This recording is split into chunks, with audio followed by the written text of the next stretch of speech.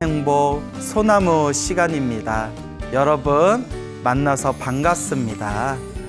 오늘 여러분들께 아주 아름답고 또 감동 가득한 그런 또 이야기를 오늘 여러분들께 소개할까 합니다. 제가 얼마 전에 제가 이제 화계사에서 나왔어요, 여러분. 이제 웬만한 불자분들은 다 아실 텐데요. 그동안 화계사에서 7년 동안 이제 살았다가 이제 새로운 계획이 있어가지고 이제 화계사에서 제가 나와서 저 계룡산, 계룡시에 있는 원오사라는 절에 제가 지금 들어가 있습니다. 그래서 보통 토요일 날 토요법회를 하고 있는데요. 제가 이제 화계사에서 나오기 직전에 어느 불신 깊은 그 노보살님께서 아들하고 따님하고 함께 찾아오셔서 스님의 광팬입니다 하시면서 정말 아름답고 감동 가득한 그런 이야기를 전해주셨습니다. 그래서 여러분들 오늘 이 이야기를, 제가 지금 소개해드리는 이야기를 귀담아서 잘 경청해 주시기 바랍니다. 그때 이제 화계사의 절에 찾아오셨던 노보살님 법명이 관조심이라는 그런 불자님이었습니다. 이 관조심 보살님께서 지금 이제 80이 넘으셨다고 하더라고요. 이제 8순이 넘으신 아주 이제 자그마한 체구의 그렇게 이제 고우신 노보살님께서 오셨는데, 젊었을 때부터 평생 연불정진을 하셨대요. 평생 나무아미타불 정토 연불수행을 하셨고요. 아드님도 따님도 그렇게 가족들도 다 함께 이제 오래전부터 나무아미타불 정토 연불을 닦으셨다고 합니다.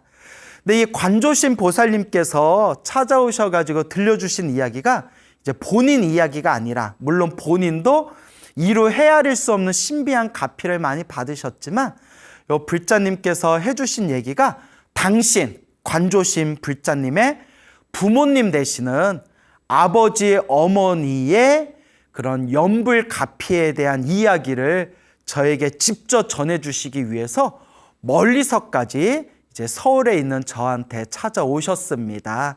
그래서 아버지의 성함은 김상진 거사님이고, 어머니 성함은 박일순 이제 보살님이 되겠습니다. 그래서 아버지 김상진 거사님, 어머니 또 이제 박일순 보살님의 그런 아름다운 신행의 그런 이야기를 저한테 이제 직접 전해주신 이야기를 여러분들에게 들려드릴까 합니다. 자, 그 아버지 김상진 거사님께서 1891년생이라고 합니다. 와, 1900년대 분도 아니시고 1891년생이시고 81세 81에 이제 세상을 떠나셨다고 합니다. 어머니 박일순 보살님께서는 이제 1900년생이신데 또 장수를 하셨어요. 95세, 95살까지 이 사바세계에 잠시 머무르시다가 95살에 이제 세상을 떠나셨다고 합니다. 이제 따님이신 관조심 불자님께서, 관조심 보살님께서 저에게 전해주신 아버지 김상진 거사님과 어머니 박일순 보살님의 그런 감동이 가득한 신행생활 이야기 여러분들께 소개할까 합니다. 아버지 김상진 거사님은 1891년생이셨고, 그리고 삼형제 중에 막내였다고 합니다. 삼형제의 막내. 부모님께서 전염병으로 일찍 세상을 떠나셨다고 합니다. 전염병에 걸리셔서 병고로 일찍 세상을 부모님께서 떠나시고, 그때 19살 된 큰형, 16살 된 작은형, 그 당시 13살 되었던 자기 자신, 그러니까 이렇게 3살 터울이에요.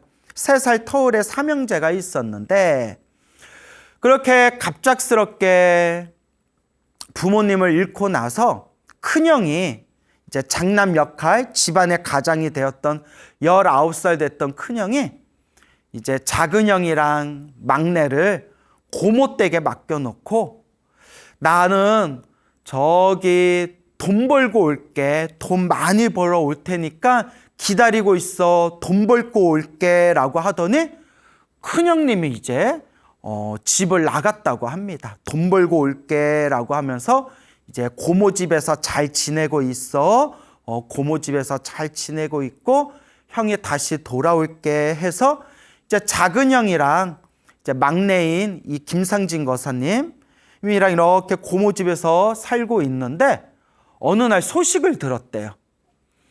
야, 너의 큰형님은 머리 깎고 스님이 되셨다라는 깜짝 놀랄 만한 소식을 듣게 됩니다.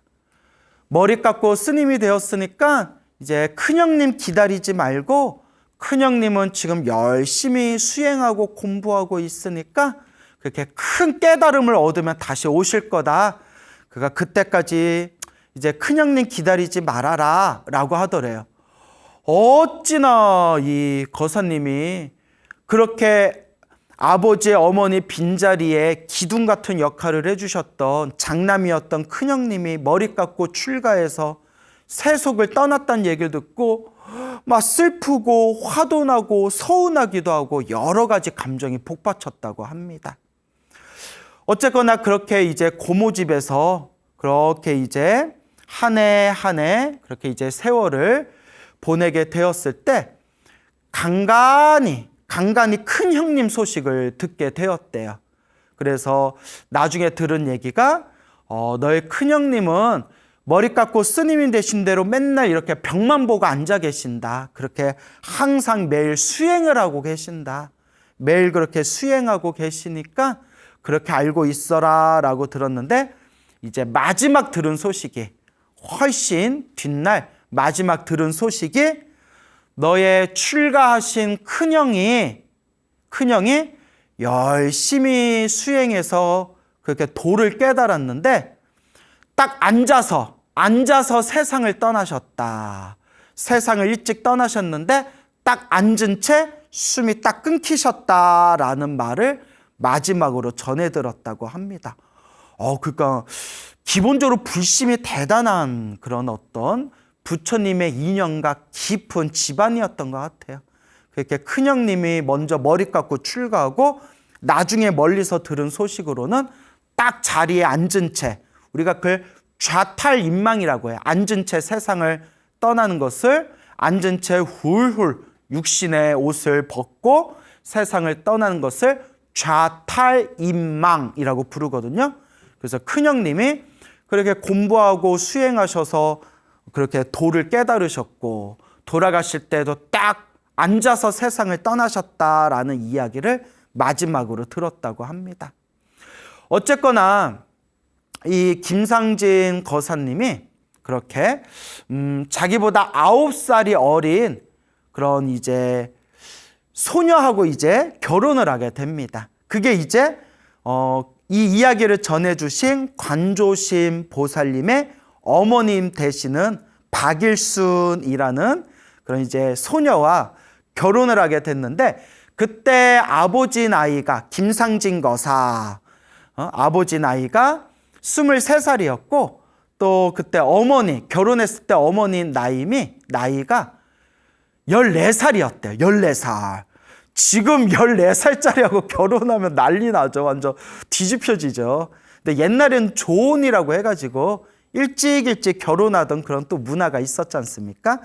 그래서 요 박일순 보살님도 전염병으로 부모님이 일찍 세상을 떠나시고 친척집에 얹혀서 살고 있다가 그 김상진 거사님의 고모님하고 그 박일순 보살님의 그 친척집하고 서로 아는 사이였나 봐요. 그러니까 둘 다 일찍 전염병으로 부모님을 잃고 둘 다 외로운 처지니까 그냥 우리 둘 다 빨리 결혼시키고 가정을 좀 만들어주자. 둘 다 고독한 처지에 가정을 어서 꾸려주자. 어른들끼리 서로 이야기가 돼서 그 당시 23살이었던 김상진 거사님과 14살이었던 우리 박일순 보살님이 그렇게 젊고 어린 나이에 서로 결혼을 하게 되었다고 합니다. 그렇게 결혼하고 나서 몇 년이 지난 뒤에 우리 김상진 거사님이 나이가 한 30살 정도 찼을 때 문득 이런 생각이 들더랍니다.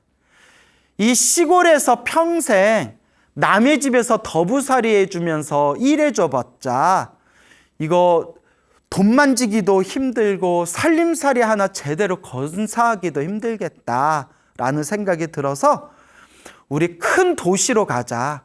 큰 도시로 가서 도시에서 일을 하자. 도시에서 일을 해야 살림도 좀 늘고 그렇게 좀 살림살이도 넉넉해질 것 같다.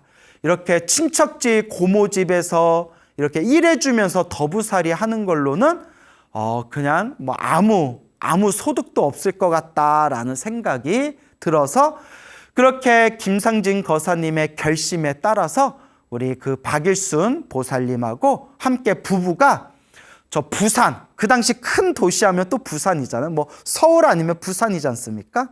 그게 부산으로 건너가게 되었다고 합니다. 그때 부산으로 건너갔을 때도 집안에 살림이 없었대요. 그냥 보따리에다가 솥 있잖아요. 가마솥 하나 허리에다 부여매고 보따리 지고 그게 전부 살림이었다고 합니다. 그게 이제 부산에 왔는데 그 당시 일제 식민지 시절이잖아요. 돈 되는 일은 거의 다 일본 사람들이 쥐고 있었대요. 뭐 그 당시에는 그랬겠죠. 뭐. 그래서 부산에 웬만큼 돈 되는 일들은 다 일본 사람들이 손아귀에 쥐고 있었던 상황이었는데 그때 김상진 거사님은 못지면 우리말로 찹쌀떡입니까? 찹쌀떡? 못지. 그러니까 이제 저한테 전해 듣기로는 이제 못지라고 말씀해 주시는데 못지. 그러니까 떡집이라고 할게요.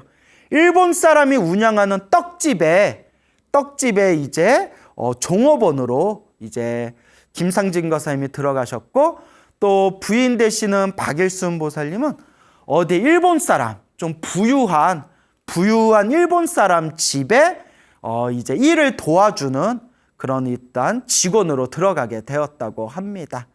그러니까 요새 말로 하면 이제 식모 정도 되겠죠. 옛날 말로 하면 이제 식모 같은 역할이겠죠. 그러니까 이제 거사님께서는 남편 되는 김상진 거사님께서는 일본인이 운영하는 그 못지 찹쌀떡집에 이제 직원으로 들어가셨고 어머니 이제 박일순 보살님은 일본의 어디 가정집에 또 이제 직원으로 일 도와주는 살림 도와주는 직원으로 들어가시게 되었는데 다행히 그 일본 사람이 다들 독실한 불교 신자라서 성품들이 참 좋았대요. 그 당시에. 그러니까 일본 사람들 중에서도 좋은 분들이 있어요. 이거 말이 좀 이상하다.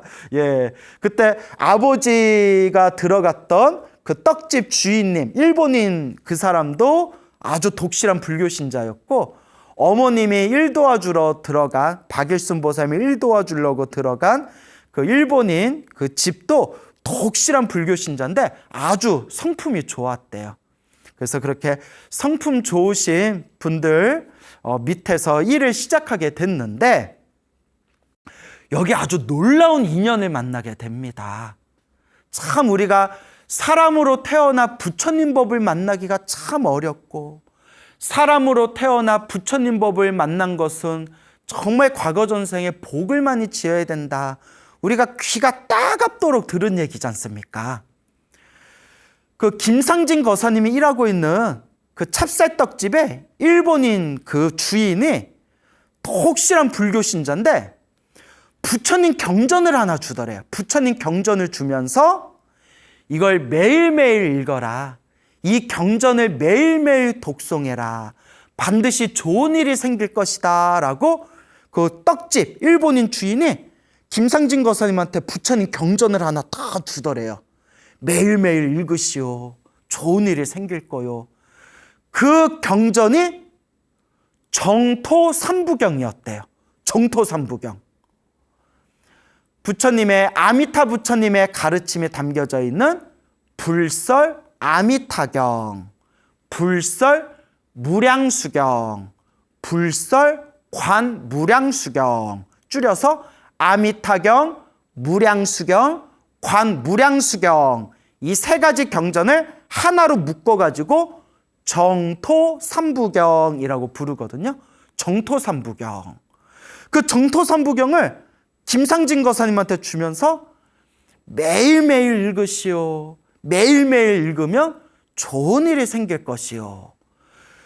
그날부터 이 김상진 거사님이 그 경전을 가져온 그날부터 비가 오나 눈이 오나 날씨가 좋거나 날씨가 흐리거나 아무리 몸이 힘들고 아무리 바쁜 나날 속에서도 반드시 일을 마치고 집에 오면 매일매일 하루도 안 빠뜨리고 하루도 안 빠지고 매일매일 정토삼부경을 독송하셨다고 합니다. 그걸 어렸을 때부터 이 자녀분들께서도 그런 아버지의 모습을 보면서 불심을 많이 키웠대요. 하루도 빠뜨리지 않고 아무리 바쁘고 아무리 몸이 힘들어도 매일매일 그렇게 정토삼부경을 매일매일 독송했다고 합니다. 그러니까 옛날 사람들을 보면요, 우리 옛날 큰 스님들 혹은 옛 사람들을 보면 솔직히 말하면 불교적인 지식은 지금 젊은 스님들보다는 좀 떨어져요. 그거는 당연한 게 요새 젊은 스님들은 이 현대 문명의 혜택을 듬뿍 받기 때문에 딱 앉아서 인터넷만 키면 그런 미디어를 통해서 인도 불교, 티베트 불교, 중국 불교, 한국 불교, 일본 불교, 동남아시아, 태국, 미얀마 불교, 남방 불교까지 그냥 다 비교하고 분석하고 옛날 큰 스님들은 만져보지도 못했던 온갖 귀중한 불교 자료들을 얼마든지 우리가 쉽게 구해서 볼 수 있는 시대거든요. 그래서 옛날보다는 불교적인 지식은 지금 젊은 스님들이 더 뛰어난 것 같지만 확실히 옛날 큰 스님들이나 옛사람들 얘기를 들어보면 그 뚝심 있잖아요. 그 순수한 마음, 그 순진하고 우직한 마음, 뭐 하나 내가 수행하겠다 하면 한결같이 밀고 가는 그 우직한 소와 같은 뚝심, 그런 거는 지금 사람들이 옛사람을 도저히 못 따라가는 것 같아요. 그래서 간혹 몇십 년 전까지만 하라도 옛날 분들 중에서는 막 도인들도 많이 출연하고 도인 스님들도 많이 출연하셨는데 오히려 요 현대에 들어와서는 그렇게 옛사람들의 비견할 만한 그런 뛰어난 도인 스님들, 그런 도인들을 보기가 쉽지가 않잖아요. 그래서 우리가 불법을 닦을 때에는 지식적인 부분도 물론 중요하겠지만 이 순수하고 우직한 그 뚝심, 그런 거는 확실히 지금 이 시대 사람들이 옛 사람들보다는 좀 많이 부족한 것 같다라는 생각이 듭니다. 그래서 그 김상진 거사님은 그 떡집에 일본인 주인이 준 그 정토삼부경을 비가 오나 눈이 오나 힘들거나 편안하거나 할 것 없이 항상 정토삼부경을 독송하셨대요. 그리고 어머니 되시는 그 박일순 보살님도 항상 그 일본인 집에 일해주러 가면 그 집주인이 맨날 일본말로 옹왕옹왕옹왕옹왕 옹왕옹왕옹왕옹왕 이렇게 항상 일본어로 연부를 했대요. 항상 그렇게 일본어로 연부를 했는데 그 일본집 주인도 그 박일순 보살님에게 불교를 믿어라, 연불해라 하고 그렇게 권유해주고 그렇게 많이 격려를 해줬대요. 그 인연으로 이 박일순 보살님께서도 매일매일 나무아미탑을 관세음보살, 나무아미탑을 관세음보살, 나무아미탑을 관세음보살을 평생 연불 하셨대요. 그래서 김상진 거사님은 매일매일 정토삼부경을 독송하셨고 박일순 보살님은 매일매일 나무아미탑을 관세음보살을 평생 그렇게 연불을 하셨다고 합니다. 그거 어쩜 그렇게 부부가 어떻게 맷돌이 서로 딱 맞아떨어지는 것처럼 그렇게 불심이 있고 불연이 있는, 부처님과 인연이 있는 그렇게 남녀가 그렇게 딱 서로 만났는지 참으로 이 인연법이 묘하고 묘한 일입니다. 그렇게 이제 부산 대도시에서 일을 시작하면서 이제 먹고 사는 문제는 어느 정도 해결이 되었고, 그리고 그 사이에 아들 2, 딸 6, 그래서 8남매를 낳았대요. 8남매, 아들 2과 딸 6, 8남매를 낳았는데 1945년 이제 드디어 이제 해방이 되게 됩니다. 그렇게 이제 해방이 되게 되었는데, 해방이 되어서 우리나라가 이제 독립하게 되었을 때 그 일본인 그 주인이 우리는 이제 일본으로 돌아가야 된다. 이제 더 이상 한국에 우리가 살 수 없을 것 같다. 그러니 우리가 살던 집을 당신들에게 주겠다. 김상진 거사님, 박일순 보살님한테 이 집을 줄 테니까 당신들이 와서 살아라 라고 얘기하셨대요. 이야, 집 하나 공짜로 얻는 거예요. 그리고 부잣집 장사하던 일본인들이 쓰던 집이니까 집도 좋았을 거 아니에요? 근데 아우 싫습니다 하고 안 받으셨대요. 왜 안 받으셨냐면 원래 욕심도 없으셨지만, 너무나 순박하신 분들이라 욕심도 없었지만, 그 당시 어떤 소문이 들었냐면 일본인이 살던 집에 들어가서 살면 징역에 처한다라는 말도 안 되는 이상한 소문이 돌고 있어가지고 그 집을 안 받았대요. 그리고 나중에 일본 사람들이 다들 일본에 가고 난 뒤에 그 빈집에 다른 한국인들이 와가지고 다다미를 다 뜯어서 온돌 만드는 모습을 보고, 그때 이제 장남 되시는 아드님이 주는 것도 못 받고 평생 이렇게 가난하게 사냐 하고 그렇게 잠깐 불만이 있었다. 뭐 그런 이야기도 이렇게 해주시더라고요. 하지만 부모님이었던 이 김상진 거사님하고 박일순 보살님은 절대 그 집을 갖지 못한 걸 후회하거나 아까워하지 않으셨대요. 원체 욕심이 없으셨고, 원래 내게 아닌데 왜 욕심을 내냐. 그래서 아무런 미련도 없고 후회도 없으셨고 욕심 자체가 없으셨다.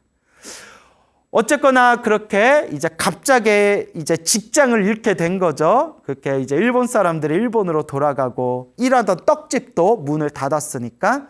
그래서 아버지께서 높은 산에다가 이렇게 밭을 만드셨대요. 밭을 만든 뒤에 거기다가 이제 곡식을 심어가지고 이제 밭농사를 지으면서 그렇게 이제 평생을 사시게 되는데, 그렇게 밭농사를 지으면서 항상 그 곡식을 거둘 때에는 그렇게 마을 사람들, 주변 사람들을 모아놓고 여름에는 수박이나 참외도 사람들에게 보시하고, 그렇게 옥수수나 그런 곡식도 사람들과 함께 나눠 먹으면서 늘 하시던 말씀이 이게 다 부처님이 주신 겁니다. 다 부처님이 주신 겁니다. 라고 얘기를 하시더래요. 그리고 이 김상진 거사님이 그렇게 이제 남모르게 보살행을 많이 하셨어요. 길을 가다가 이렇게 길에 돌멩이가 하나 툭 튀어나오면 그 자리에서 호미를 가져와가지고 그 돌멩이를 다 캐내셨대요.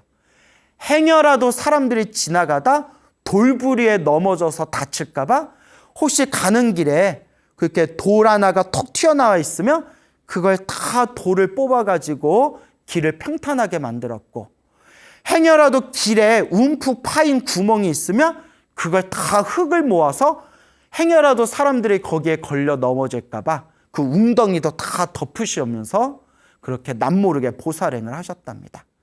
근데 어느 날이었대요. 그 마을에 지독한 가뭄이 왔을 때 원래 쓰던 우물물이 말라가지고 마을 사람들이 멀리까지 물을 떠와야 되는 그런 불편한 상황이 생겼대요. 멀리까지 힘들게 물을 떠와야 되니까 사람들이 참 힘들고 괴로울 거 아니에요. 보다 못해서 김상진 거사님이 부처님께 간절히 기도하셨대요. 부처님 도와주십시오. 부처님 물을 쉽게 구할 수 있도록 가피를 주십시오. 그렇게 몇 날 며칠 동안 간절하게 그렇게 기도를 했는데 저쪽에 마을 한 구석에 촉촉하게 이렇게 물이 젖어드는 곳이 딱 생기더래요. 갑자기. 이상하다 해서 혹시나 싶어서 거기를 꽃갱이질을 하고 삽질을 해서 2m 정도를 팠더니 거기서 샘물이 퐁퐁퐁 물이 솟구쳐가지고 거기다 이제 우물을 만드셨다고 합니다. 딱 우물을 만들고 난 뒤에 이제 마을 사람들이 수월하게 새로 생긴 그 우물에서 물을 쉽게 구할 수가 있었다. 그래서 그렇게 그 새로운 우물자리를 만들 수 있었던 것도 이 김상진 거사님의 간절한 기도의 가피가 아니었겠냐라는 생각이 듭니다. 그리고 그 부인 되시는 그 박일순 보살님도 그렇게 불심이 깊었대요. 그래서 그렇게 불심을 가지고 여러 가지 보시공덕과 보살행을 펼치신 그 모습을 이루다 말할 수 없을 정도로 여러 가지 에피소드가 있는데 시간 관계상 몇 가지만 말씀드리자면 항상 새벽 3시면 우물가에 가서 우물에서 그 사람들 손이 닿기 전에 가장 첫 우물물을 떠가지고 집에 모셔놓은 불상에다가 이렇게 물을 올려놓고 매일매일 새벽 기도를 하고 항상 나무 아미타불 연부를 하셨는데 언젠가부터래요. 언젠가부터 그 시커먼 어두운 날에 새벽 3시에 일어나셔가지고 옷 매무새를 잘 이제 다듬고 저기 한참을 걸어서 이제 우물물에 가가지고 물을 떠오려고 할 때 정체를 알 수 없는, 한 번도 제대로 본 적이 없었대요. 왜 시커먼 고양이 같은 시커먼 짐승이 눈에서 빛을 뿜어내가지고 우물에서 물 떠는 걸 환하게 비춰주더래요. 그래서 무슨 짐승인가 하고 보려고 해도 너무나 밝아가지고 우리가 이렇게 차가 올 때 어두운 시커먼 날에 차에서 헤드라이트 켜지면 그 불빛만 보이고 차는 잘 안 보이잖아요. 그래서 뭐 고양이 같은 시커먼 짐승인데 눈에서 빛이 너무 뿜어져 나와가지고 그 짐승을 모습을 한 번도 제대로 보질 못하셨대요. 그런데 하나도 무서운 생각이 안 들더래요. 그렇게 이제 우물물에서 그 부처님께 올릴 닭인물을 뜬 뒤에 집까지 걸어갈 때 뒤에서 살금살금 그 짐승이 뒤에서 살금살금 걸어오면서 눈에서 안광이 환하게 나와서 어머님이 집에 갈 때까지 뒤에서 불빛이 환하게 비춰졌대요. 야, 이거 무슨 전설의 고향도 아니고. 그러니까 여러분, 우리가 옛날 옛적에라는 그런 책 같은 데 보면 막 도인이 막 호랑이 타고 다니고 뭐 어두운 날에 막 이렇게 호랑이가 눈에서 불빛을 뿜어내서 길을 환하게 밝혀줬다. 뭐 이런 옛적의 삼국유사 같은 이야기 있지 않습니까? 그 어머님께서 하시는 말씀이 내가 그 짐승을 한 번도 제대로 보지는 못했는데 그 고양이 같은 시커먼 짐승이 눈에서 불빛을 환하게 비춰주면서 내가 집에 갈 때까지 뒤에서 환하게 비춰주고는 했었다. 라는 말씀을 그렇게 평소에 자녀들에게 많이 말씀을 하셨다고 합니다. 그리고 어머니께서 학교 교육도 제대로 못 받으시고 배운 것도 없으셨지만 좀 지혜가 있으셨나 봐요. 그래서 누구 집에 전염병에 걸렸다라든가 누가 몸이 아프다라고 하면 어머니께서 그렇게 간병을 해주고 죽을 써주면 사람들이 금방금방 건강을 되찾았다고 합니다. 심지어는 집안에 애가 너무 아파가지고 약도 잘 들지 않을 때 이 박일순 보살님을 찾아오면 박일순 보살님이 이렇게 나무 아미타불 관세음 보살 연불 해주면서 아이를 간병해주면 아이들 아픈 게 금세 낫고는 해가지고 그 아버지 김상진 거사님, 어머니 박일순 보살님의 그런 정말 보살행의 모습, 그런 순진하고 순박하고 욕심 없이 사람들에게 그런 베푸는 그런 선한 모습을 보면서 마을 사람들이 한결같이 무슨 말씀을 했냐면 저 부부는 저 김상진이라는 남편과 저 박일순이라는 저 아내, 저 부부는 똥만 빼고 다 부처다 이렇게 얘기했대요. 너무나 그 살아가는 모습이 아름다워서 저 부부는 똥만 빼면 그냥 부처다. 저분들은 생불이다라는 소리까지 들을 정도로 주변 사람들의 수많은 사람들의 존경을 받으셨다고 합니다. 정말 대단하죠. 자, 어쨌거나 이제 여기에 이제 제가 들은 이야기들이 많은데 이제 시간 관계상 이제 정말 여러분들에게 중요한 하이라이트를 이제 전해드려야 됩니다. 사실 가장 놀랍고 감동이 가득한 이야기가 이제 뒷부분에 나옵니다. 아버지 김상진 거사님이 평생을 나무아미탑을 정토삼부경을 독송하셨는데 81세 81에 이제 세상을 떠나셨어요. 그런데 아버지께서 평생을 건강하게 살아오셨는데 돌아가시기 1년 전에 가족들한테 이렇게 이야기하시더래요. 내가 1년 후에 떠난다. 내가 1년 후 10월 달에 내가 세상을 떠난다 라는 얘기를 자꾸 하시더래요. 그 가족들이 아니 건강하신 분이 이런 얘기를 왜 하시지? 아유 아버지 그런 얘기 하지 마세요. 아이고 아버님 왜 지금 건강하시고 더 오래 사실 텐데 그런 얘기를 왜 하세요? 그렇게 이제 별로 대수롭지 않게 여겼대. 그냥 노인들이 나이 들면 내가 빨리 떠나야지 이제 그런 투정으로 생각하고 별로 마음에 두지 않았는데 돌아가시기 일주일 전에 우리 8남매 마지막으로 다 모여서 잔치 한번 하고 싶다라고 얘기를 하시더래요.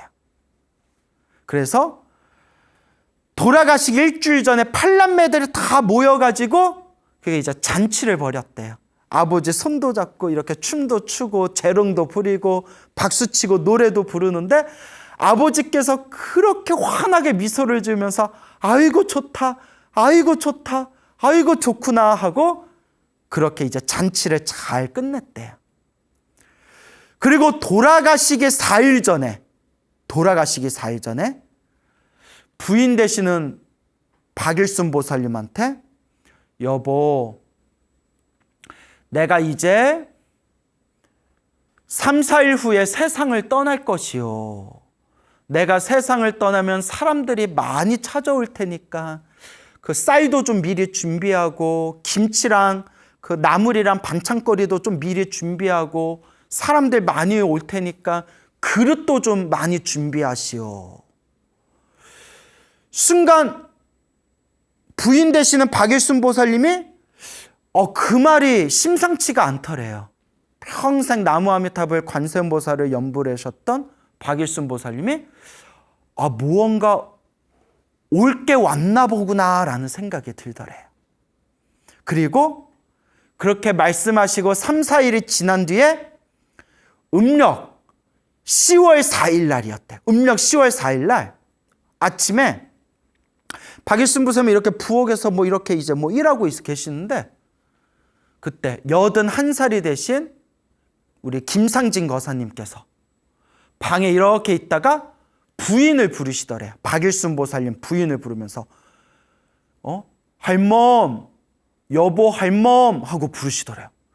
예, 영감 필요한 게 있어요? 했더니 손님이 오셨어. 상 좀 차려줘 이러더래요. 방에서.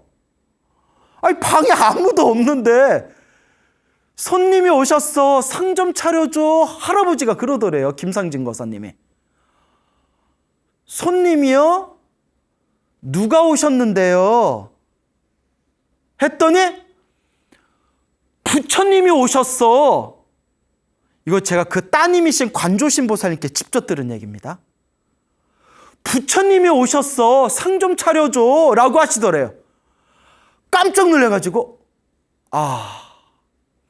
평생 나무아미탑을 관세음보살을 연불하셨던 이 박일순 보살님도 뭔가 올 때가 왔나 보구나. 부처님이 오셨어. 지금 방 안에 부처님이 오셨어. 상 좀 차려줘. 아, 예. 그러더니 방 안에서 김상진 거사님의 목소리가 들리대요. 혼자서 허공에다가 부처님, 제가 아들 둘이 있는데, 아들 둘, 딸 6이 있는데, 제가 아들 얼굴 좀 보고 가도 되겠습니까? 제가 아들 얼굴 보고 따라가겠습니다. 잠깐만 기다려 주실 수 있습니까? 라고 얘기를 했대요. 순간,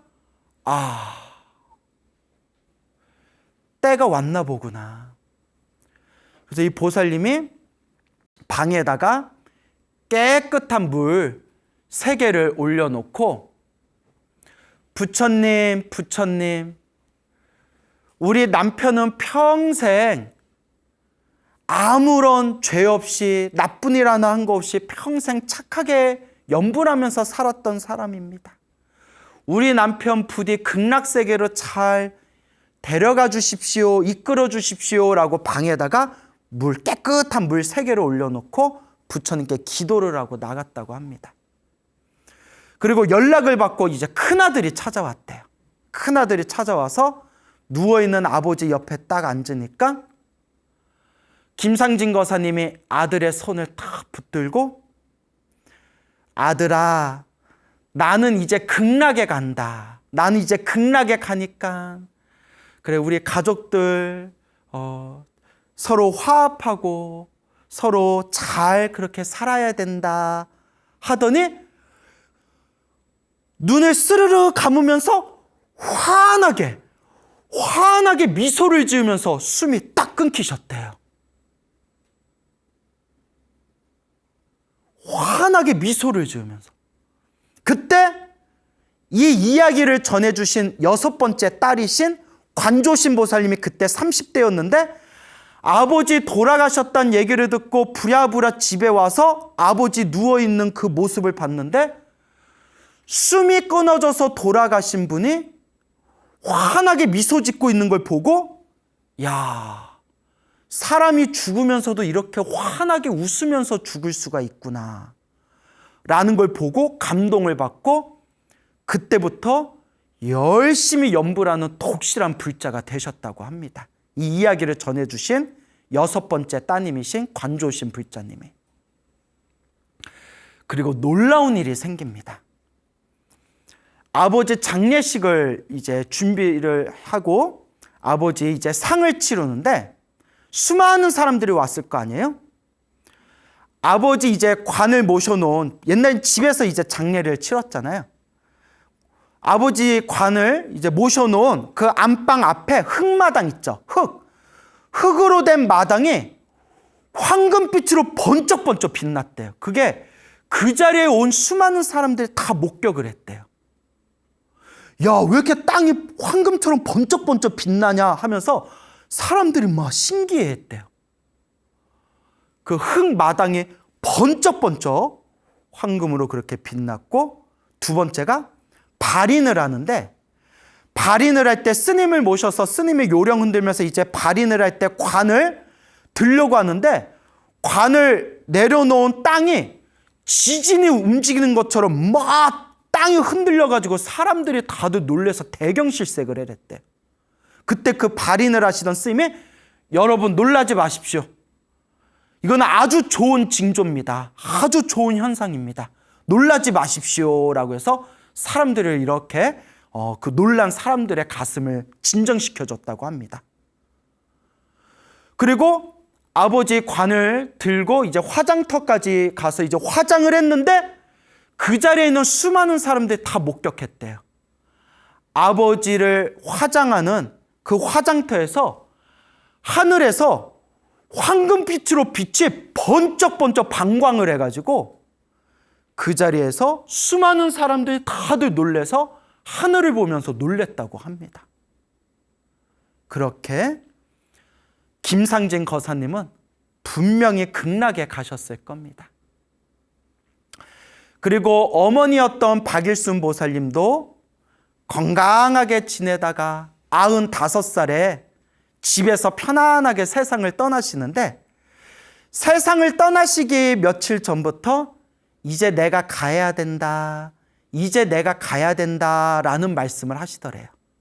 그러다가 세상을 떠나시던 그날에 어머니 이 박일순 보살님께서 갑자기 일어나시더니, 95살 된 보살님이 갑자기 일어나시더니 서쪽을 향해서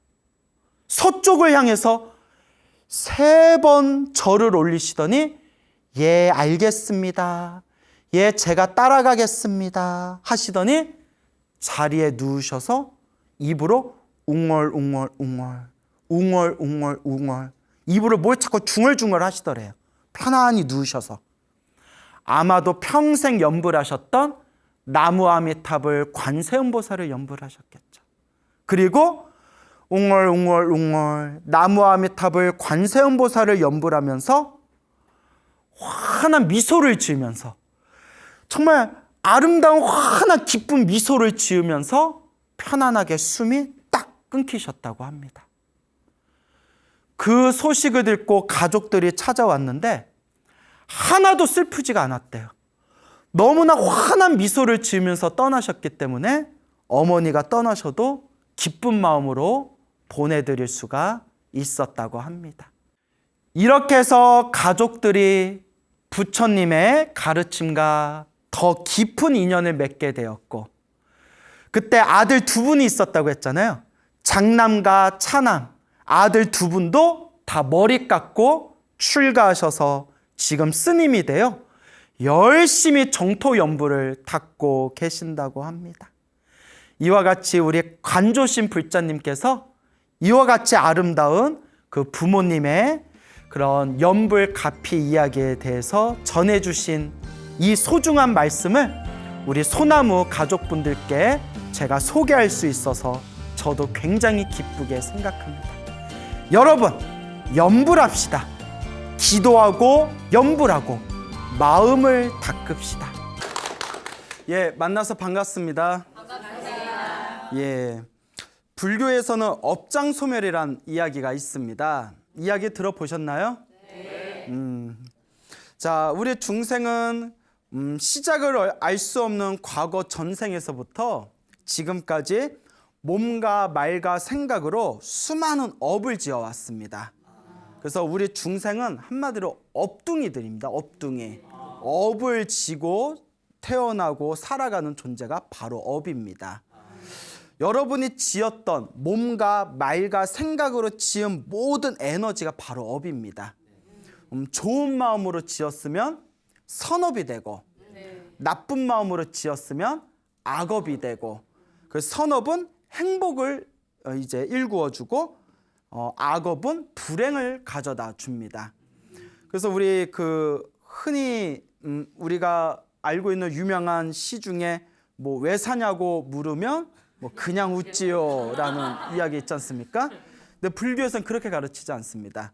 불교 세계적으로 가장 위대한 불교 고승 중에 한 분으로 손꼽히는 분이 달라이라마라고 계십니다. 그래서 서양 사람들이 달라이라마에게 사람은 왜 삽니까? 라고 물으면 뭐 그냥 웃을까요? 달라이라마는 업 때문에 삽니다 라고 하셨답니다. 업보 때문에. 각자가 이번 생에 짊어지고 온 각자의 업이 있다는 겁니다. 어떻게 보면 인생의 숙제들이 있는 거죠. 그 업 때문에 살아가는 것이고, 그 업을 잘 닦아야 되는 것이 이 사바세계에 태어난 우리 중생들의 어떤 숙명이기도 합니다. 그래서 살다 보면 행복하게 사시는 분도 있고, 살다 보면 조금 일이 안 풀리는 분들도 계실 때 그 모든 게 내가 지은 업의 흐름이라는 것이죠. 그래서 여러분들이 만약에 행복해지고 싶다면 여러분들의 행복을 장애하는 그 악업의 업보의 장애를 녹여야 됩니다. 그 악업, 업보의 장애를 녹이는 것을 줄여서 업장소멸이라고 부르게 되는 것입니다. 그래서 이 업장소멸을 하는 가장 좋은 첫 번째 방법이 바로 기도입니다. 그래서 기도에는 강력한 힘이 있습니다.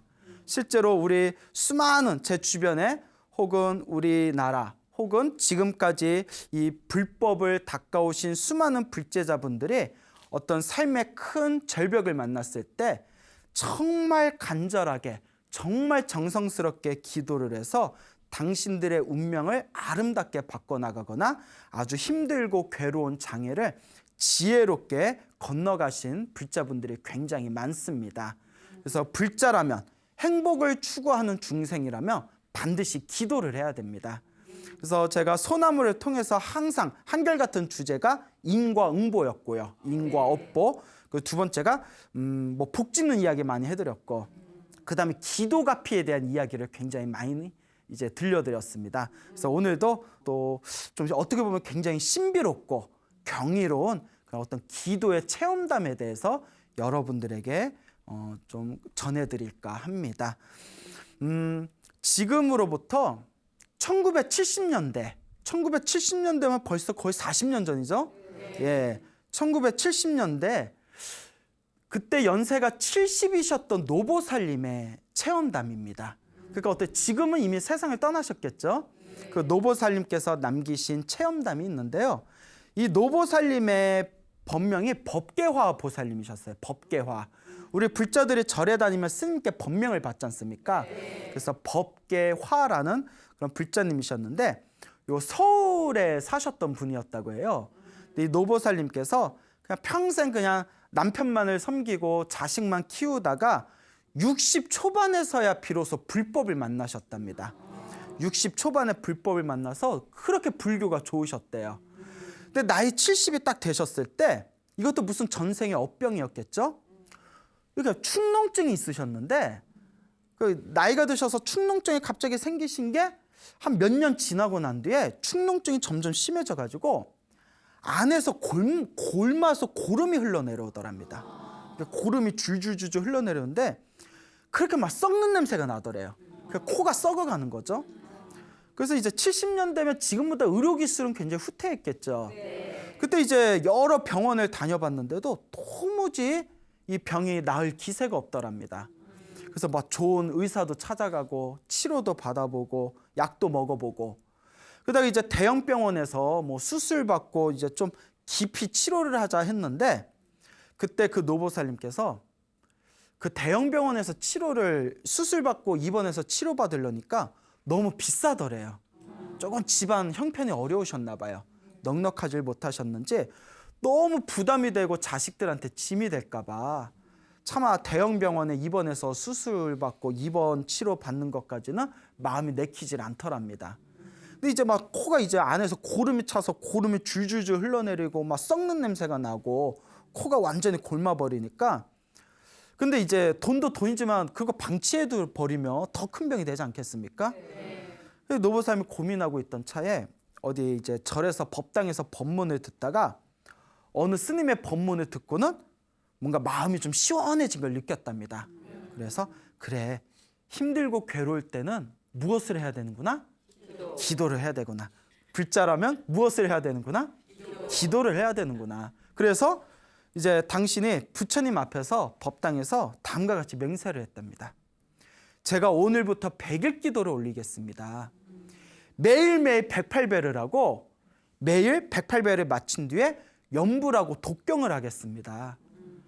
불보살님, 부처님, 제발 제 병이 빨리 낫게 해주십시오라고 간절히 이제 서운을 세운 뒤에 이제 집에서 절에 매일 가기는 조금 힘드니까 집에서 열심히 기도를 하셨대요. 그 며칠에 한 번씩 또 이제 절에 가셔서 기도를 올리셨고 그렇게 매일매일 아침에 일어나면 제일 먼저 108배를 올렸답니다. 108배를 올리고 매일매일 이제 염불하고 독경을 하는데 아침에 눈 뜨면 108배를 한 뒤에 저녁에 잘 뜰 때까지 관세음보살을 멈추질 않으셨대요. 항상 뭐 입으로 하든 마음속으로 하든 이렇게 밖에 나가면서 돌아다닐 때에도 관세음보살을 외우셨답니다. 근데 여러분 기도는 정신 집중이 제일 중요합니다. 막 이 생각하고 저 생각하면서 입으로만 기도하면 그거는 진짜 기도의 힘을 받기가 힘들어요. 물론 기도하면서 딴 생각이 일어나는 거는 당연한 현상이에요. 무슨 말인지 알겠죠? 어떤 분들이 선생님 기도하는데 오만 잡생각이 다 일어나요. 그게 전상입니다. 대신 생각이 일어나든 말든 그냥 거기에 집중하지 말고 생각이 일어나든 말든 잡생각이 일어나든 말든 망상이 일어나든가 말든가 자기 기도에만 딱 집중해야 됩니다. 근데 여러분, 어떤 분이 스님이 기도해라 기도하라니까 이렇게 혼자서 기도할 때는 오만 잡생각이 일어나서 기도에 집중이 안 되더라요.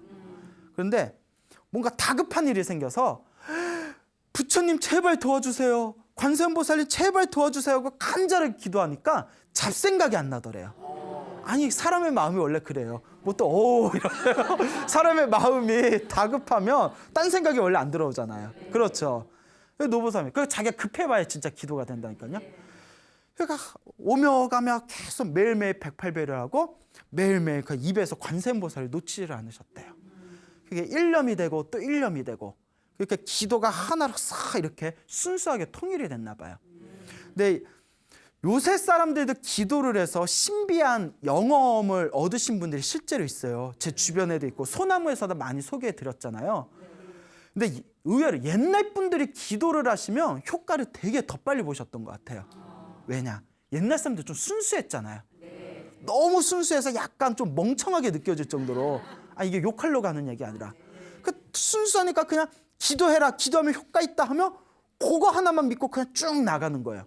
근데 저도 뭐 청년회 같은 거 활동을 해보고 젊은 사람들 이렇게 법문도 해봤지만, 젊은 사람들이, 요새 애들이 머리는 똑똑해요.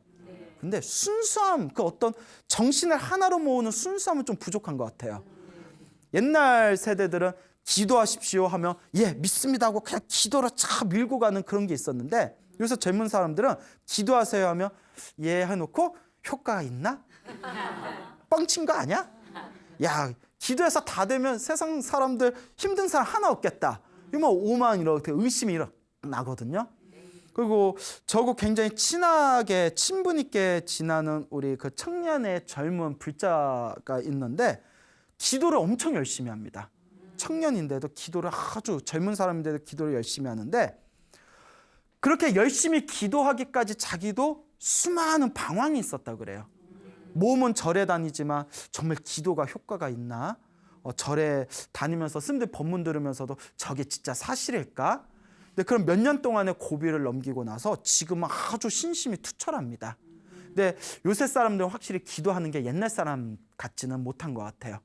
우리 옛날 할머님 세대도 얼마나 기도 하나 시키면 얼마나 그 집중해서 열심히 하셨습니까?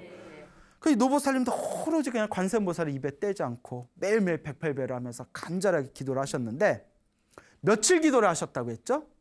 100일. 그런데 딱 50일 되었을 때, 100일을 채우기도 전에 50일 되었을 때 간절하게 기도를 하고 어느 날 그 꿈을 꾸셨답니다. 밤에. 그러니까 기도를 열심히 하신 분들이 뭔가 소원 성취할 때 그 범상치 않은 어떤 꿈을 꾸시는 것 같아요. 물론 꿈에 집착하면 돼요, 안 돼요? 안 되는데 다들 공통점이 뭔가 꿈에서 무슨 선몽 같은 걸 받으시더라고요. 뭐 저도 좀 개인적으로 그런 경험이 있었고, 그러니까 이렇게 꿈을 꿨는데 꿈에 자기 눈앞에 자기가 평소에 다니는 법당이 싹 펼쳐지더래요.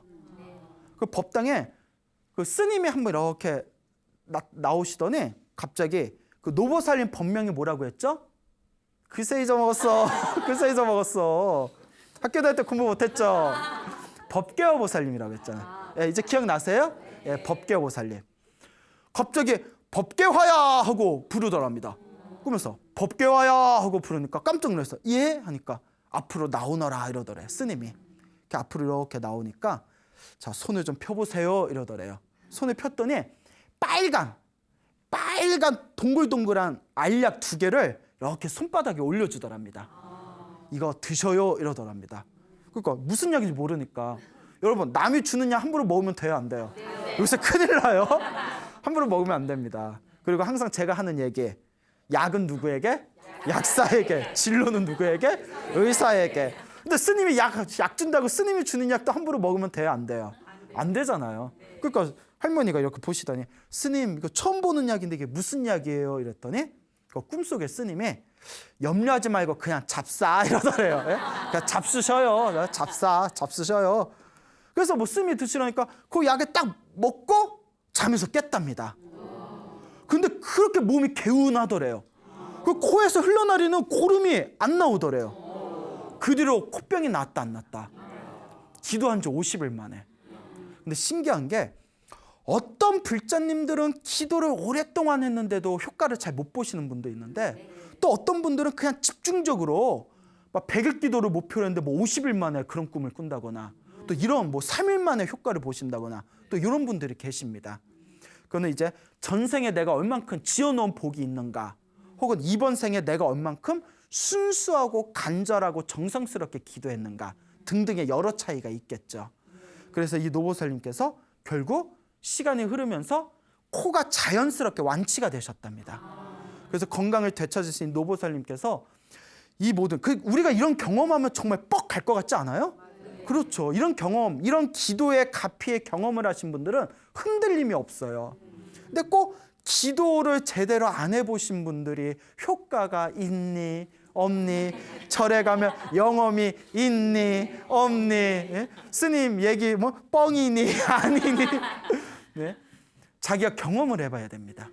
그래서 제 주변에도 기도 열심히 하신 불자님들이 있는데 그런 기도를 해서 가피를 받은 분들은 흔들림이 없어요. 일시적 기도하다 좀 나쁜 일이 생겨도 내 업장 소멸이구나 생각을 하고 그걸 지혜롭게 기도로서 이겨내시지 흔들리시는 분들이 없습니다. 결국 내가 기도를 해서 맛을 봐야 됩니다.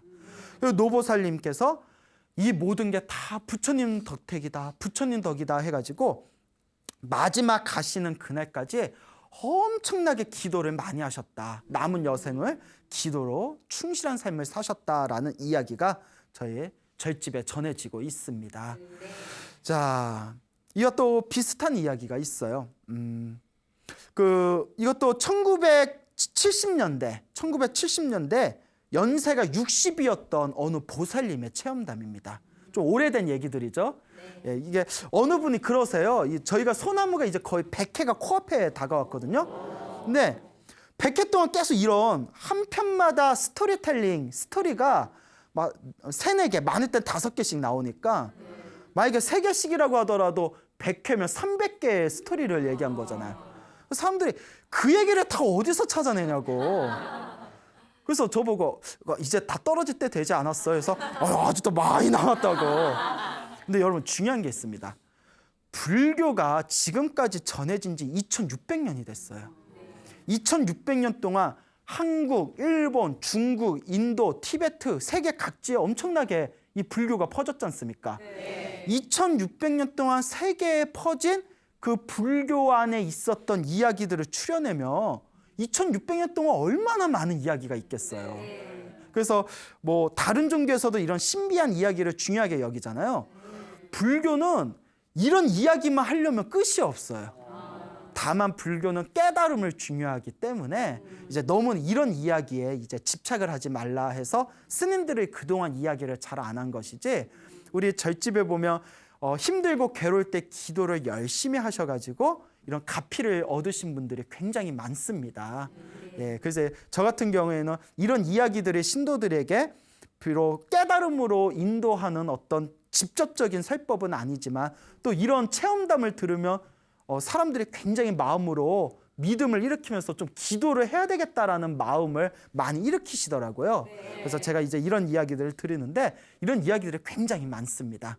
그래서 지금 들은 얘기도 1970년대 그 60이 되셨던 어느 그 보살님의 체험담을 제가 또 들려드릴 텐데요. 70년대 연세가 60이었으면 역시 지금 아마 이 세상에는 안 계시겠죠. 아마 살아계셨더라면 요 소나무에서 광우 스님이 내 이야기 하는구나 들으셨으면 또 굉장히 기뻐하실 수도 있는데, 자, 이 보살님께서는 고향이 서울이셨다고 합니다. 고향이 서울이고 당신 친정집은 종교가 없었대요. 대신 이제 좀 신식 여성이었는지 이제 그 친구들 따라서 교회를 처음에 열심히 다니셨대요. 그래서 교회를 열심히 다니시다가 이제 어린 나이에 결혼을 해서 시댁을 갔는데 시댁이 완전 불교 집안이었대요. 아주 독실한 불교 집안이라서 요새는 그러지 않습니까? 저기 종교가 부인 따라가고 며느리 따라간다. 뭐 그런 얘기 있죠. 예, 그리고 뭐 또 이런 얘기도 될줄 모르는데 제사 지내기 싫어서 딴 종교 믿는 경우도 있고 하잖아요. 자, 그런데 이분 옛날 분들은 그래도 이제 좀 시댁이라면 무서워하고 뭐 좀 그런 게 있지 않습니까? 그래서 자기는 뭐 어차피 옛날 분이시니까 시집에 이제 시집 왔으면 이제 이 집 귀신인데 뭐 그래서 별로 믿음이 없으셨나 봐요. 그래서 금방 불교로 개종을 하시고 이제 불교를 이제 부모님, 시부모님을 믿으면서 불교 공부를 좀 이렇게 하셨었나 봅니다. 그래서 이게 부처님 덕인지 아니면 뭐 전생에 지었던 당신 복이 있어서인지 몰라도 당신이 이제 나이 50이 될 때까지 큰 뭐 어려운 일 없이 그냥 평범하게 마음 편안하게 이렇게 살아오셨대요. 그래서 별로 큰 어려움 없이 50을 이렇게 살아오시다가 나이 50이 이렇게 넘으셨을 때 요 앞니빨 잇몸에 허연 이렇게 덩어리 같은 게 생기더래요. 왜 그러지 해가지고 이제 병원에 가서 이렇게 치료를 받았는데 좀 지나다가 그게 또 생기더래요. 다른 데서 또 이렇게 덩어리가 생겨서 나중에 큰 대형 병원에 가서 조사를 했더니 뭐 치근에 생기는 암이더래요. 암으로 이제 판정이 받아서 그럼 대형 병원에서 2번을 수술을 받았대요. 힘들게. 그것도 좀 집이 부자였나 봐요. 그 당시 70년대 뭐 그 당시에 그러니까 70년대 나이가 60이었으니까 그분이 50이었을 때 치료를 받았으니까 거의 1960년대였을 거 아니에요? 이렇게 좀 따져보면 완전 옛날이죠. 1960년대 암을 대형병원에서 2번이나 치료받을 정도면 그래도 좀 부자지 않았을까 이렇게 추측이 됩니다. 근데 2번을 하고 났는데도 이렇게 의사가 이렇게 조직 검사 같은 걸 해보고 하더니 이렇게 얼굴이 편안하지 않더래요. 의사 얼굴이. 그래서 뭐 치료가 잘 안 된 건가. 그리고 재발 위험이 있잖아요. 그러니까 재발에 대한 걱정 때문에 마음이 너무 불안하더래요. 수술을 2번이나 받고 나서도. 지금보다는 또 엄청나게 또 의료 기술이 뒤떨어졌던 시대지 않습니까? 그러니까 너무나 두렵고 답답해서 친한 친구들한테 이렇게 상담을 했답니다. 어떻게 하면 좋겠냐? 어찌하면 되겠냐? 내가 너무 무섭고 답답하다. 이러니까 친구가 기도에 의지해보면 어떠냐라고 얘기를 하더래요. 너 절에 다니니까 우리 한번 기도에 의지해봐라. 그래서 그래 내가 지금까지 살아오면서 기도다운 기도를 못했는데 내가 기도 한번 해봐야겠다. 그래서 방에서 부처님을 한번 딱 모셔놓고 염주를 들고 간절하게 관세음보살을 외웠대요. 특히 누가 자정기도가 좋다고 해서 밤 12시에서 1시까지 기도하는 자정기도를 열심히 하셨대요. 예. 또 사람 따라 다 틀려요. 또 이 얘기 듣고 이제부터 12시에 기도해야지. 뭐 어떤 분은 뭐 새벽 3시가 좋다 하고 어떤 분은 뭐 새벽 5시가 좋다 하고 사람 따라 다 틀려요. 예. 어떤 분은 부처님 점심 공양 올리는 사시불공이 좋다 그러고 근데 그분이 이제 누가 자정기도가 좋다 하니까 밤 12시에 하는 자정기도 새벽 12시에 기도를 많이 하시고 관세음보살을 계속 놓치질 않으셨대요. 평상시에. 계속 그냥 간절하게. 아까도 말씀드렸지만 그냥 기도하려고 하면 온갖 망상이 일어나는데 정말 내가 다급할 때 내가 이거 기도 말고는 의지할 데가 없구나라는 생각이 들 때 기도를 하면 훨씬 더 집중이 잘 됩니다. 여러분 그런 경험 해본 적 있나요? 한 분? 예. 또 없나요? 그래요. 넘어갑시다. 예. 그러니까 계속 이렇게 기도를 하다 보니까 며칠 후에 꿈을 꾸셨대요. 꿈을 꾸셨는데 그러니까 기도하고 꼭 효과 보려면 꿈들을 꾸셔요. 꿈을 꿨는데 비몽사몽의 꿈에서 머리를 깨끗하게 삭발하시고 하얀 저고리를 입고 그 회색 그 승복 바지를 입은 아주 깨끗하고 맑아 보이는 스님이 딱 나타나시더래요. 환한 미소를 지으면서 스님이 싹 나타나는 거예요. 그러니까 딱 본 순간 꿈속에서도 아이고 관세음보살님이시다라는 생각이 들더래요. 그래서 그 스님 앞에서 이렇게 절을 하면서 관세음보살 이렇게 연부를 하고 있는데 그 스님이 목에 큰 108년주를 걸고 있었대요. 그 108년주를 이렇게 쓱 목에서 빼는데 여러분 108년주 보신 적 다 있으시죠? 못 본 사람도 있는 것 같아요. 자, 108년주가 있으면 염주가 여러 개 있으면 그 중에 제일 큰 알 하나가 있어요. 그게 중심이거든요. 제일 큰 알을 가만히 보면 거기에 이렇게 부처님이 한 분이 그려져 있어요. 그래서 이걸 주인이, 그 염주에서 주인이 된다 해서 주세불이라고 부르거든요. 그 108염주에서 제일 알이 큰 그 주세불에서 갑자기 맑은 샘물이 솟구쳐 내려오더래요. 염주에서 막 물이 줄줄줄줄 새니까. 여러분, 막 염주 사는데 염주에서 물이 새면 어떡해요? 교체해야지. 고장났나? 근데 꿈에서 그 염주에서 물이 줄줄, 맑은 샘물이 줄줄줄줄 흘러내려오는데 스님이 거룩한 음성으로 이 물로 입을 닦아라 이러더라고요. 이 물로 입을 닦아라. 그러니까 예 하면서 꿈속에서 두 손으로 그 물을, 염주에서 나오는 물을 받아서 입을 이렇게 헹궜대요. 헹구고 이렇게 깨끗하게 헹군 뒤에 그 물을 받아서 마셨답니다.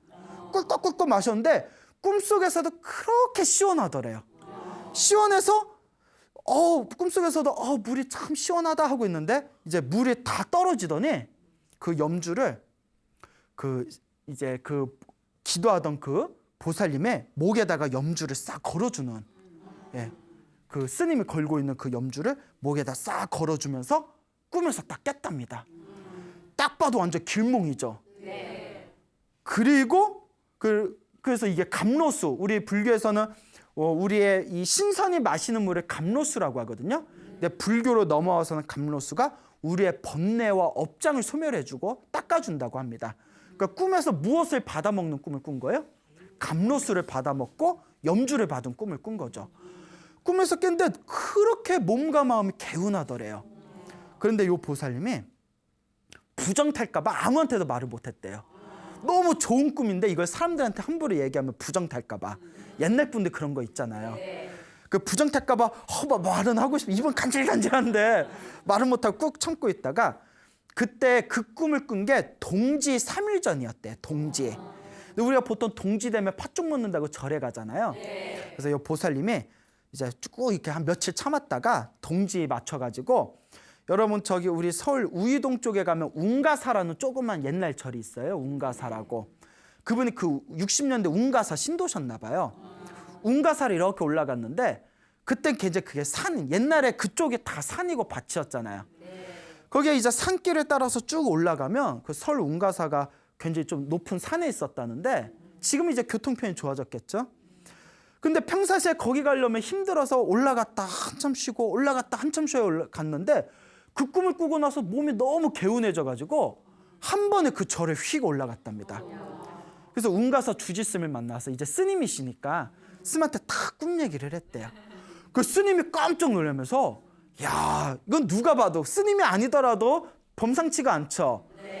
보살님, 이런 꿈은 아무나 꾸는 게 아닙니다. 보살님이 정말 기도 잘하셨나 봅니다. 그 불보살님한테 가피 받은 겁니다. 그러니까 보살님, 이제 앞으로 모든 일이 잘 풀릴 겁니다. 이제 병이 다 치료된 겁니다 하고 주지스님이 그런 해몽을 해주고 나니까 마음이 그렇게 더 기쁘더랍니다. 그 뒤로 완전히 이제 완치가 됐는지 더 이상 재발을 했다 하지 않았다. 그 꿈을 꾸고 나서 이제 더 이상 재발하지가 않았다라는, 열심히 기도를 해서 꿈에서 염주에서 물이 나오는 감로수를 받아 마시고 염주를 이렇게 건네받은 그런 꿈을 꾸신 노보살님의 이야기가 있습니다. 여러분, 이와 같이 기도의 힘은 강력합니다. 그 어느 보살님께서 소나무 팬이시래요. 너무나 소나무 팬이신데 소나무 팬들이 많으시대요. 많으시다는데. 근데 소나무 이렇게 들으시고 나면서 너무 당신이 좋아가지고 당신 이렇게 주변에 당신 밑에서 일하는 좀 젊은 애들한테 이런 걸 이렇게 들려주면 언니 다 뻥이야, 그걸 믿어, 막 이런대요. 언니 그거 다 뻥이야. 그렇게 놀리기도 한다고 합니다. 그래서 좀 속상하다는 얘기를 했을 때 제가 그런 얘기를 했죠. 아직 젊어서 뭘 알겠냐. 그거 불교를 절에 다니는 사람들도 이런 얘기를 들으면 믿기가 힘든데 하물며 절에 다니지 않는 사람들이 이런 이야기를 들으면 솔직히 믿기 힘든 것도 당연한 일일 것이다. 그러면서 제가 소나무에서 항상 하는 이야기가 있습니다. 전생에 그래도 복을 많이 지어서 불법과 인연이 있는 사람들은 이런 이야기를 들으면 딱 믿음이 와요. 복이 있는 사람들은. 그리고 내가 무엇을 해야 되겠다는 마음을 딱 일으킨다. 기도해야 되겠다. 나도 기도해야 되겠다. 이런 이야기를 듣고 사실 저도 말하면서 얼마나 신기하겠어요. 이거 말하면 나 이상한 사람 취급받는 거 아니야?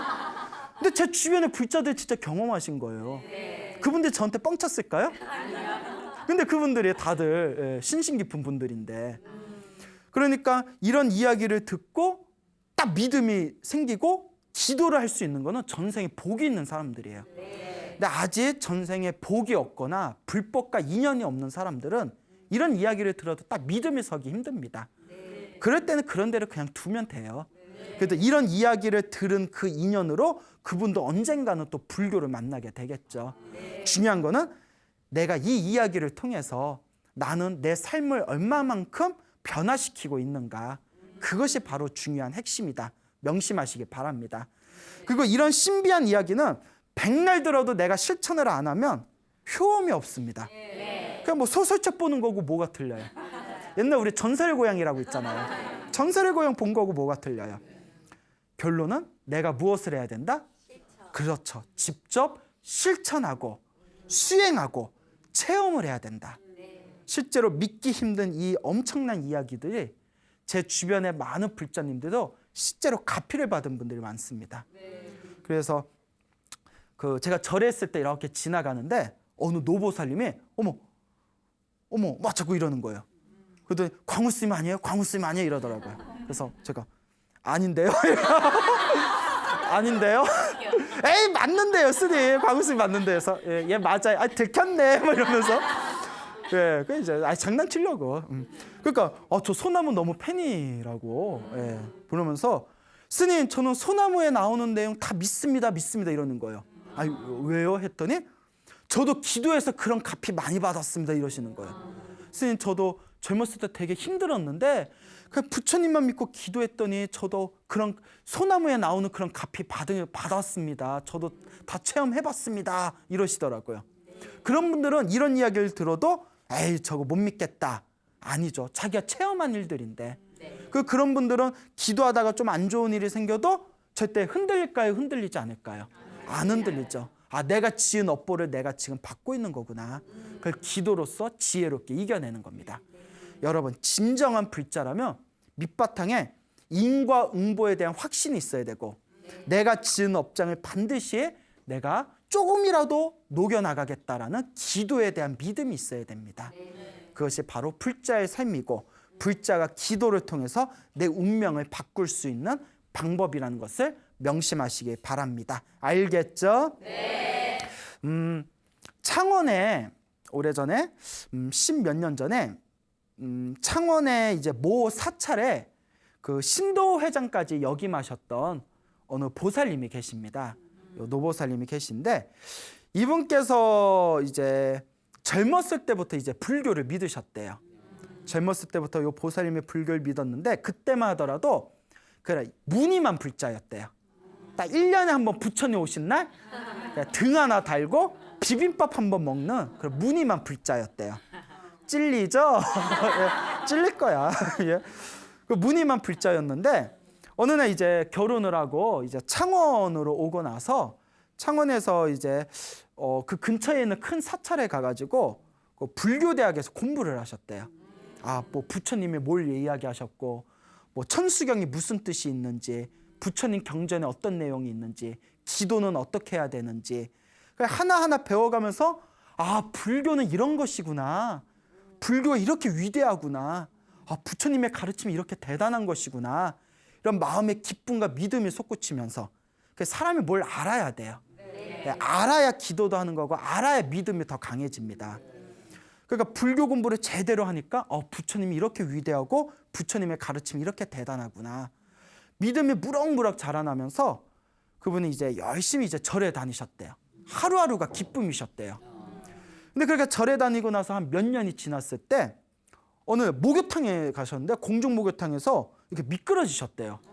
그거 조심해야 돼요. 휙 하고 미끄러졌는데 몸이 뼈마디가 너무 아프더래요. 병원에 갔더니 그 난치병 중에 뼈 분리증이라고 있대요. 뭐 척추 분리증 뭐 있잖아요. 그 굉장히 혹시 알고 이러신 거예요? 그냥 이러신 거예요? 나 알고 하는 줄 알았는데 엄청 고치기 힘든 난치병이랍니다. 그 뼈 분리증에 걸리면 손끝에서 발끝까지 뼈 마디마디가 다 아프대요. 엄청나게 고통스러운 건데 병원에서 아무리 치료를 받아도 효과가 없더래요. 그래서 그 전국을 돌았대요. 전국을 돌아서 뭐 침 잘 놓는 사람, 뭐 보약 잘 짓는 사람, 뭐 치료 잘하는 데는 다 다녀봤는데 그렇게 2년이 넘게 전국 방방곡곡에 그냥 뭐 유명하다는 곳은 다 찾아봐도 도저히 효험이 없더랍니다. 나중에는 이제 뼈 마디를 이제 철사로 고정을 해가지고 8개월 동안 이제 철사로 이제 척추 하나하나를 다 고정을 해서 물리치료까지 받았는데도 전혀 치료가 안 됐대요. 나중에는 얼굴이 퉁퉁 부어가지고 완전히 일상생활이 불가능할 정도가 됐답니다. 그러니까 손끝 하나 발끝 하나 움직일 수가 없는 거예요. 움직일 때마다 아프니까. 살아도 산 게 아니죠. 어떻게 보면 지옥이죠, 지옥. 여러분 조금만 움직여도 이렇게 몸이 아프다고 생각해 보세요. 예, 벌써부터 엄청 아파 보이시네요. 예, 엄청 아파 보이셔. 자, 그러니까 온몸에 막 이렇게 뼈가 아프고 하니까 나중에 막 부처님에 대한 원망심까지 생기더랍니다. 내가 그렇게 절에 열심히 다녔고 내가 부처님 법을 공부하면서 내 기도도 열심히 하고 했는데 어떻게 나에게 이런 시련을 줄 수가 있는가. 그 부처님에 대한 막 원망심도 들고 나중에는 자살까지 고민하게 됩니다. 너무 힘들고 괴로우니까 차라리 죽어버리면 이 고통에서 벗어날 수 있지 않을까. 얼마나 힘들면 그러겠어요. 차라리 세상을 내가 끝낼까 하다가 우연히 어느 스님의 법문을 듣게 되었답니다. 그때 그나마 이 보살이 전생에 복이 있는 거예요. 어떤 사람은 힘들고 괴로울 때 아무리 스님들이 좋은 법문 해줘도 그건 다 당신 얘기고 이렇게 부정적으로 생각하다가 이제 인생을 또 이제 부정적으로 마치신 분이 있는가 하면 힘들고 괴로운 가운데서도 법문 한마디에 희망의 불빛을 되찾는 분들이 있거든요. 그러니까 이것도 복이 있어야 됩니다. 그러니까 이 보살님께서 그 스님의 법문을 듣다가 마음이 환해지는 경험을 합니다. 그래, 맞아. 이게 다 내 업보다. 내가 부처님 그 공부하면서 배우지 않았냐. 내 앞에 펼쳐진 모든 게 다 내 업보라고. 내 업은 누가 풀어야 된다? 내가 풀어야 된다. 어차피 나 죽었다 생각하고 기도나 한번 실컷 해보자. 기도해서 이 업을 풀어보자. 보통 사람 같으면 뼈마디가 다 아파서 죽을 것 같은데 그런 마음 품겠어요? 그래서 무엇을 시작했냐면 제일 먼저 자기가 다니던 절에 법당을 갑니다. 네, 법당이 이렇게 계단을 올라갔는데 한 계단 올라갈 때마다 몸이 후들후들 떨리고 2계단 올라갈 때마다 몸이 후들후들 떨리고 예? 계단을 올라갈 때마다 몸이 후들후들 거리면서 너무 법당에 들어가면서 계단에 올라가는 것 자체가 너무나 괴로움이고 고통이더래요. 그래서 억지로 법당에 올라가서 가까스로 부처님한테 절 3배를 올렸답니다. 절 3배. 3배를 올리는데 온몸의 뼈가 부서지는 느낌이 들더래요. 그러니까 이건 기도가 아니라 지옥 같더래요. 야, 그거 상상만 해도 엄청 아플 것 같지 않아요? 그러니까 몸을 덜덜덜 떨면서 3배를 딱 올렸답니다. 그리고 매일 기도를 시작했대요. 근데 어떻게 했냐? 근데 사람이 기도해서 가피를 받으려면 좀 도끼가 있어야 돼요. 좀 독종 같은 게 있어야 됩니다. 우리 같으면 절 몇 번 하다 뼈마디가 아프면 아니야, 이건 아니야. 뭐 절한다고 낫겠어? 이런 약한 마음도 생길 수 있잖아요. 근데 이분 정말 목숨을 걸고 기도한 거예요. 처음에 다 3배 올리고 그 다음 날은 4배 올리고 며칠 후에는 뭐 조금씩 몇 날, 며칠, 몇 달이 되면서 절의 숫자를 점점 올려갔대요. 그렇게 1년이 지나고 2년이 지납니다. 근데 이제 중요한 게 있어요. 처음에 몇 배로 올렸다고요? 3배로 올렸을 때 온몸이 부셔주는 느낌이 들었는데 이를 악물고 정말 피눈물이 흘리더래요. 절 한 번 할 때마다 너무나 몸이 아파서 눈물이 뚝뚝 나는데 1년이 지나고 2년이 지나면서 조금씩 높이면서 108배를 하게 되고 200배를 하게 되고 1000배를 하게 되고 여러분 1000배 해봤어요? 안 해봤어요? 안 해봤어요? 이렇게 몸이 건강한데 1000배를 안 해봤어요? 나중에 3000배를 하게 됩니다. 4년이 지났을 때 3000배를 했대요. 여러분, 저는 이 이야기를 듣고 스님이 제가 다 부끄럽더라고요. 나라면 이렇게 뼈가 부서지는 고통 속에 4개월도 아니고 몇 년? 4년을 3배도 못하던 분들이 몇 배를 했다? 3000배를 할 수가 있었을까? 할 수 있었겠어요? 그렇게 4년을 시간이 지나서 3000배를 하게 됐을 때 하루도 절을 안 빼먹었대요. 어느 날 이제 완전히 지쳐서 이제 집에서 이제 잠을 자는데, 근데 이게 중요한 게 있어요. 절을 3번뿐이 못하던 사람이 3000배 할 정도로 몸이 어떻게 됐다는 거예요. 건강해졌다는 거죠. 물론 아프게 했겠지만 그만큼 몸이 건강해지고 몸의 기혈이 순환됐다는 거죠. 집에 와서 잠을 잤는데 꿈을 꿨대요. 꿈들 많이 꿔. 꿈에서 부처님하고 관세음보살님이 다 꿈에서 자기 집으로 들어오시더래요. 부처님하고 관세음, 그리고 뒤따라서 자기 절에 주지스님이 같이 들어오시더래요. 주지스님이 이렇게 들어오시더니 자기 집을 막 이렇게 살펴보더래요. 자기를 세워놓고 집을 막 이렇게 살펴보더니, 아이고 집에 왜 이렇게 바람이 많이 들어, 집에 바람이 새네 이러면서 요 빨간색 옷 있죠, 그걸 가사라고 하거든요. 그 주지스님이 입고 있는 가사를 딱 펼치더니 그 가사로 바람이 새는 집의 귀퉁이를 이렇게 막아주더래요. 바람이 새는 집의 귀퉁이를 이 가사를 펼쳐서 딱 막아준 뒤에 이제 바람 안 들어올 거야 하면서 싹 나가시는 꿈을 꾼 겁니다. 스님이 나가니까 그 보살님이 스님 하면서 잠에서 딱 깼대요. 잠에서 딱 깨면서 스님 있어요 없어요? 희한한 꿈이다 하는데 몸이 아프더라 안 아프더라? 몸의 건강을 되찾게 됩니다. 그 꿈을 꾸게 돼서. 믿습니까 여러분? 네. 예, 믿음을 가지시기 바랍니다. 기도는 힘이 있습니다. 이런 이야기 맨날 들어도 내가 안 하면 효과가 없어요. 아이고 오늘도 전설의 고향 잘 들었다 이러버리면, 그 스님 말은 잘해 뭐 이러버리면 효과가 없어요. 그렇게 독한 마음으로 기도를 할 때, 그렇게 한결같은 마음으로 기도를 할 때 진정한 우리 인생의 기도의 기적을 맛보게 되실 겁니다. 저는 이 이야기를 여러분한테 들려주면서도 저 자신도 정말 대단하다는 생각뿐이 안 들어요.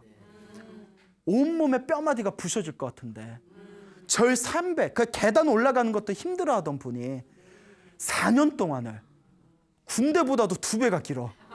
그렇잖아요. 남자들 군대 가보셨지만 군대 얼마나 힘들어요. 군대보다도 2배가 긴 그 기간 동안을 하루도 쉬지 않고 피눈물을 흘리면서 4년 동안 절을 올린 거예요.